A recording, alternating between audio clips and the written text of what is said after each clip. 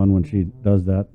It's 9:03 now. Let's head into the Zoom room where GURA's Ray Topasna, he's the executive director, is standing by. Good morning, Ray. Thanks for joining us. Unmute. You doing okay? Here, can you hear me? Yeah, we can hear you. Hear you now. Okay, morning, everyone. Good morning, Ray. I guess we'll just start with so obviously things have ramped up a lot in the last 6-7 weeks. Has that affected you guys' operation and kind of your posture in dealing with your tenants and everything? No, we've been, business as usual. We come to work every day and try our best and, try and keep as safe as possible. But, no, nothing's really changed other than, GURA's continuing to operate. So is there any update on the second homeless shelter? We actually did what we needed to do to comply with the federal regulations. It's now in the hands of the governor's office and GSA. As many people know, the federal government required flood insurance and was not willing to pay for it. It was not an eligible expense. The governor's office offered to pay for it, and now they're going through the procurement process to make that payment. And once that's done, then hopefully we'll issue a notice to proceed and open the second shelter. And this is the one, what's the name of that place in Tumuni? Plaza? Yeah, Tumuni Plaza Hotel. Correct. It's behind the old Blockbuster in that area. Right. It's basically one of those places that you never reference on its own. You always use someplace else, right? For more directions. That's the one that's by Blockbuster. Okay, I know which one you're talking about. So, I mean, how close are we, though?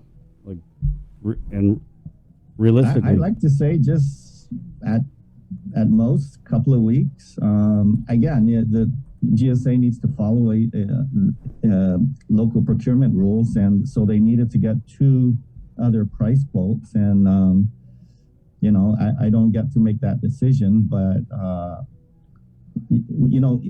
there was a process to get the price quote. Initially, we had to obtain an elevation certificate and survey, and when somebody had to pay for that. So going out and trying to get 2 more price quotes, in the end, I think it's just going to be the one we found, and that's the only option on the table. So once that decision's made, then we can proceed. And is it going to be kind of the same situation as the one in Mighty, where it's Catholic Social Services is going to be manning the homeless shelter? Well, the proposed contractor, in fact, is Catholic Social Service, so it'll be similar. The difference is it'll be GURA will have complete oversight over this second shelter. We have nothing to do with the first. Okay. And is this for families or? Families and individuals. I know there's a wait list. I think there's like 170 in a global dorm with many children, and there's a long wait list after that. So CSS will help us determine who would be housed in that particular facility. So it's pretty much already full, even before opening the doors because of the wait list, huh? For the most part, yeah. So Ray, are we going to start thinking about a third shelter? We have what we call the emergency housing vouchers, and HUD authorized us to issue 87 of them, and we've already gotten 71 referrals of the 87. So if all of them are eligible for this emergency housing voucher, and these are families and individuals, and then we like to move many of our homeless population towards more permanent housing. We issue the voucher, you go out and find a unit, and if it complies with HUD regulations, and then we can find you a more permanent setting. So that's the goal. And it seems to be working pretty well. So, again, we're in the process of interviewing the 71 referrals. Some of them have actually already been housed. So there's some good news. So there was 87 emergency housing vouchers. 71 have been referred. You said some of them have been housed. Is that out of the 71 or? Yes. Okay. And the 71 referrals actually came from the Guam Homeless Coalition. Mm-hmm. For the most part, Catholic Social Service, the Salvation Army, and some of our private partners. I mean, it's just been a very aggressive effort on their part, and I want to thank them for helping us out. Ray, we do have a comment here from one of our online viewers asking if you could explain the letter from 6 senators requesting GHURA add-on GPD, teachers, etc., to allow 50% off in purchasing homes. Yeah, that's a program that started recently under HUD. It's not something that we had been pushing. Again, primarily because the island's so divided, and to offer 50% off towards a home for public safety, for police officers, firefighters, and teachers, but not consider other first responders such as nurses, I thought was concerning to me. So, I really wanted to sit down with the senators and talk about it first and before any announcement is made, but nonetheless, they issued a press release. And not that I'm against it. I think it's a brilliant idea. However, I'd like to find a way to accommodate all first responders and not just a segment of the first responder community. But we weren't consulted, so. So do you still though plan to maybe meet with the senators or about it or? Oh yeah, absolutely. Okay. Ray, do you have any update on, are you guys still doing mortgage assistance? The mortgage assistance program under Guam Housing Corp actually closed. And so that program is, we're just doing all the final touches, but there's that Housing Assistance Fund program under Department of Administration that the administration will launch in the coming weeks. And there's a lot of money. Yeah. In that particular program, and the restrictions or the requirements are going to be less stringent. So we anticipate there's going to be a lot of families who would qualify for the Housing Assistance Fund program, and that's basically another version of the mortgage assistance program, but right. with not as stringent a requirement. So I think it's gonna be a big hit. Yeah, and then plus, so the housing assistance, that's for homeowners, and the emergency rental assistance, again, obviously was for renters, but the ERA allowed people to avail of assistance for utilities, and I believe even internet costs. Do you know, Ray? That's correct. Are you guys tracking if that same assistance is going to be offered to homeowners?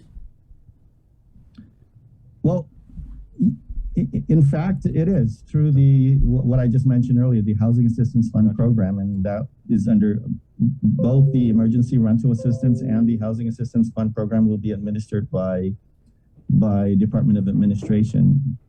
So, yeah, I mean, both renters and mortgage holders will be able to avail themselves of these programs, and I think the Housing Assistance Fund program will be launched in another couple of weeks.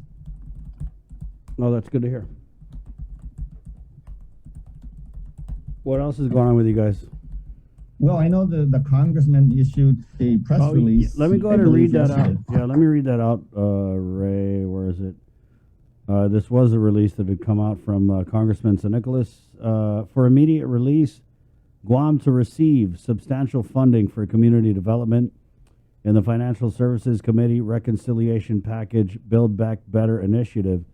Language has successfully been included for a one-time increase in community development block grant funding to Guam from 3.1 to approximately $31 million. CDBG funds are available for a variety of uses subject to grant approval from supporting nonprofit work, rehabilitating parks and restrooms, revitalizing commercial public assets, and more. There's a quote here from the congressman. These resources made available through our work in the Financial Services Committee represent a 10 times increase in normal funding levels and will be transformative in our community's ability to respond to the needs of our people and fix so many public facilities that have been broken for decades, said Congressman St. Nicholas. We can address flooding issues throughout the island, get our nonprofits the facilities they need to reach at-risk communities, finally make our public restrooms at our beaches workable, get our community centers and sports facilities modernized, and more. CDBG funds are federal housing and urban development grants that are administered by GHURA. End of release. I think that's great news if, in fact, it does happen.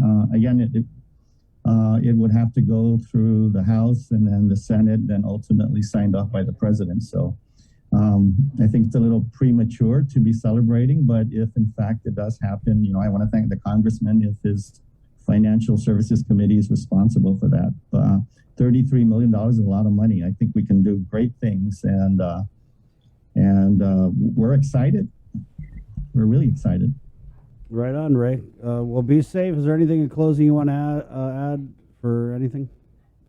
No, I mean, we have, I just want to put out there that, some of the things we're working on is moving along even under a pandemic where the construction industry is ailing, but our Sinahania Arts Hall, the Central Arts Hall, that's about 60% complete, and we hope to cut the ribbon by February of next year. And this is a very exciting project for us.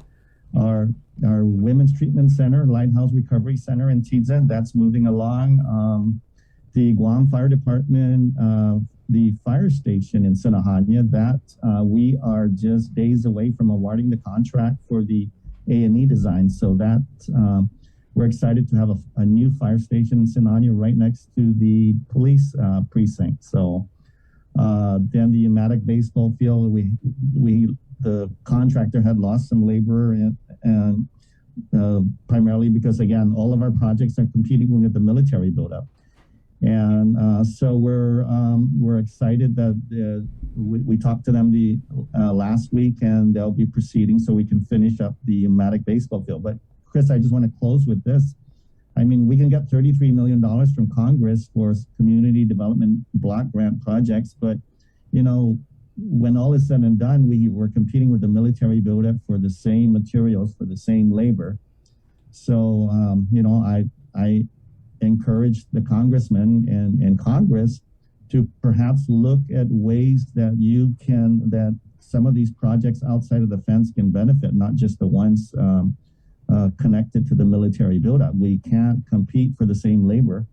So maybe they can help us in that regard by having expediting the H-2B visa process approvals, which has been problematic for us in the last couple of years. Right. So that would help. But when all is said and done, again, we're competing with a lot of money. Federal government's dumping a lot of money into the military buildup, but not realizing that at the same time you can give us money to spend outside the fence, but we're at a disadvantage. Yeah, it kind of reminds me of GMH when we build